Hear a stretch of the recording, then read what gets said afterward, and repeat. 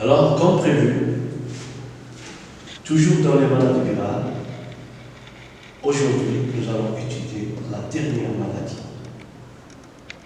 Alors là, il est écrit poliomyélite, mais moi je vais continuer et j'ai dit poliomyélite antérieure aiguë.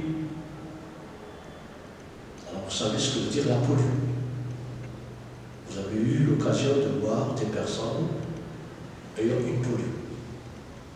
Alors on va passer à l'étude de cette maladie ou de cette infection dite virale. Merci. Alors l'intitulé de notre leçon aujourd'hui, c'est la poliomyélite ou poliomyélite antérieure aiguë. Vous voyez que j'ai mis là un plan, définition, agent pathogène, la clinique, diagnostic, immunité, la prévention et notre conduite à tenir en cas de présence d'un cas de poliomyélite antérieure aiguë dans votre service ou même dans votre centre de santé. Alors par définition, il est dit que la poliomyélite antérieure aiguë, c'est une infection virale qui est très contagieuse, qui envahit le système nerveux et peut entraîner une paralysie flasque aiguë qui est fébrile en quelques heures.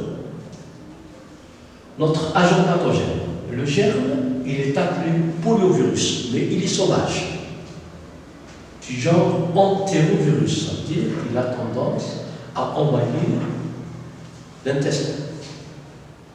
Il existe 3 types antigéniques, et le plus virulent, c'est le type antigénique 1. Le réservoir, il est strictement, je dis bien, le réservoir, il est strictement humain. Maintenant, la clinique, la transmission, c'est une contamination féco-orale ou respiratoire possible.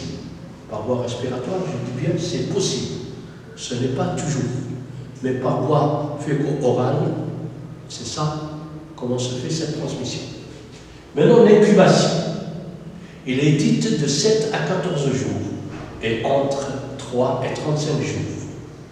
La période de contagiosité, elle est maximale durant les 7 à 10 jours qui précèdent l'apparition des symptômes et de 7 à 10 jours qui suivent le début des symptômes. Maintenant, les symptômes, il est dit asymétrique dans 90 à 95 des infections.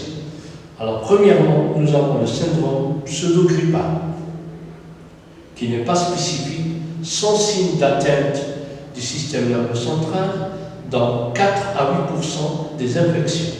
Maintenant, nous avons les formes dites neurologiques.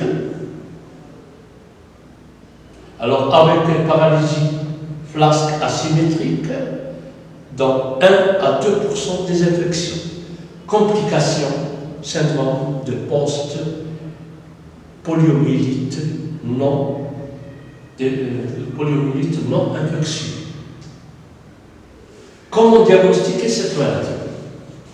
Le diagnostic, c'est quand on va utiliser l'isolement, c'est-à-dire qu'on va isoler le virus dans les selles.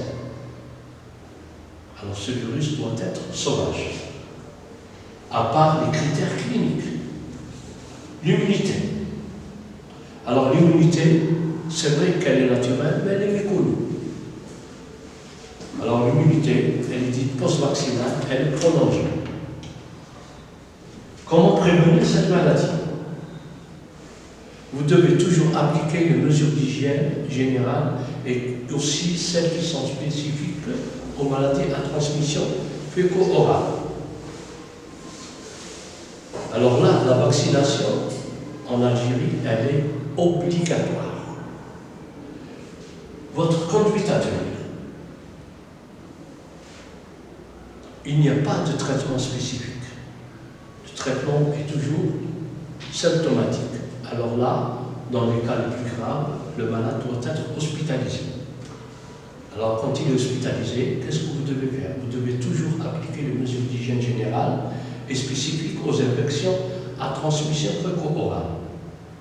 Le plus important, c'est la surveillance de l'appareillage d'immobilisation Et je vous dis merci si vous n'avez pas de questions.